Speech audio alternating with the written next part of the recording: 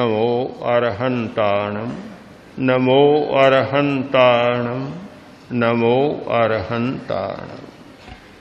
हमारे जीवन के सारे क्षणों का लेखा जोखा किया जाए तो निष्कर्ष होगा कि हमारा 95% समय का भाग पर दर्शन या पदार्थ दर्शन में बीतता है।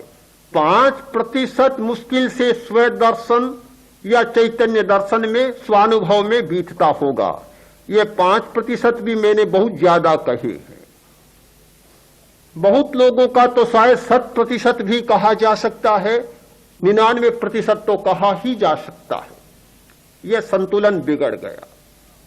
मैं मानता हूं कि पदार्थ दर्शन के बिना जीवन की यात्रा नहीं चल सकती, पर दर्शन के बिना समाज की व्यवस्था नहीं चल सकती, अनिवार्यता है, हम उसे छोड़ नहीं सकते। किंतु एक संतुलन तो होना चाहिए कि दूसरे को भी देखें, पदार्थ को भी देखें तो साथ साथ अपने आप को भी देख लें। अगर यह संतुलन बना रहे, प्रतिदिन यह हमारा अभ्यास चले कि दूसरे को देखें तो अपने आप को भी देखें, तो संतुलन नहीं बिगड़ेगा, समस्याएं नहीं उलझेगी। आज तो संतुलन खो गया। परिणाम क्या हुआ?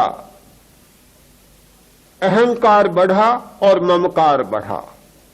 सारी समस्याओं को पैदा करने वाली हमारी दो समस्याएं हैं, अहंकार का विकास और ममकार का विकास, ममत्व का विकास।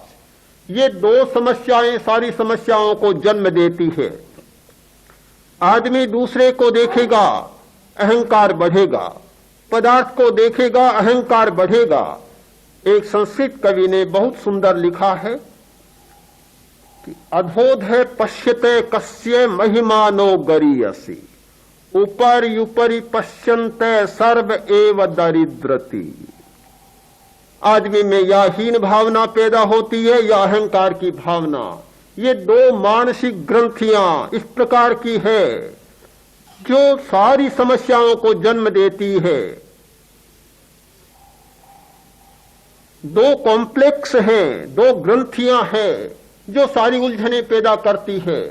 तो कवि ने बहुत अच्छा लिखा कि अपने से नीचे को आदमी देखता है, अधोध है, नीचे से नीचे को, तो अहंकार बढ़ता है। सब आदमी देखते मैं बड़ा हूं, एक लखपति को करोड़पति देखता है, अहंकार बढ़ता है। करोड़पति को अब्जपति देखता है, उसे बहुत छोटा लगता है, अहंकार बढ़ता है। एक कर्मचारी को उससे बड़ा अधिकारी देखता है, अहंकार बढ़ता है। उससे बड़ा अधिकारी देखता है और अहंकार बढ़ता है। यानी अपने से छोटों को देखते जाओ, अहंकार बढ़ने का बहुत सुंदर उपाय। किंतु ऊपर यूपरी पश्यन्ते, जब अपने से ऊपर के लोगों को देखना शुरू करो तो हीनता की भावना बढ़ने लग जाएगी। सर्व एव दरिद्रति, हर आदमी दरिद्र होता है। जब एक करोड़पति रॉकफेलर को देखता है, बिरला टाटा को देखता है, तो लगता ही नहीं कि करोड़ रुपया होना कोई बड़ी बात है, कुछ भी नहीं लगता, अपने आप को गरीब जैसा मानने लग जाता है। जब एक सैनिक सेनाध्यक्ष को देखता है तो कुछ भी नहीं।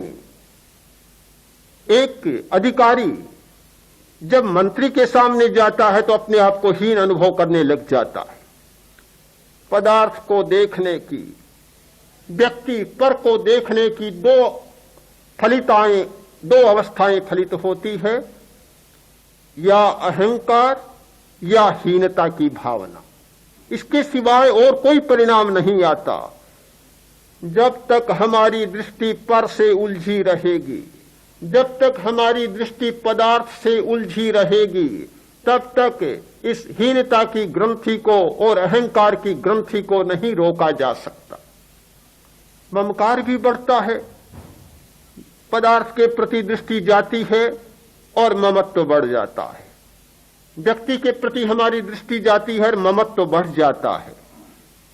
ये ममत्व, हीनता और अहं की ग्रंथि को समाधान देने का एक उपाय खोजा गया अध्यात्म के आचार्यों के द्वारा, और वह उपाय है स्व दर्शन। कभी कभी तो अपने भीतर भी झांक लिया करो। स्व को देखने का, अंतर दर्शन का, अपने आप को देखने का परिणाम होता है समता या परमात्म दर्शन। हमारे यहां भारतीय दर्शन में परमात्म दर्शन की बहुत बड़ी चर्चा है। बहुत लोग कहते हैं परमात्मा का दर्शन। एक बहन ने कहा मुझे कि मुझे परमात्मा का दर्शन करना है, भगवान का दर्शन करना है। मैंने कहा कर सकती हो, कि कैसे करूं? बड़ी उलझी हुई बात है। परमात्मा बहुत सूक्ष्म, परमात्मा अतीन्द्रिय। जिस व्यक्ति के पास अतीन्द्रिय चेतना जागृत नहीं होती वह परमात्मा को कैसे देख सकता है? पर निश्चित माने हमारी दुनिया में उपायों की कोई कमी नहीं है। कोई खोजे तो हर बात का उपाय है। बीमारी है तो उसकी साधना भी है, दवा भी है, चिकित्सा भी है, उपाय भी है। हर बात का उपाय मिलता है। परमात्मा को देखने की भी एक पद्धति है।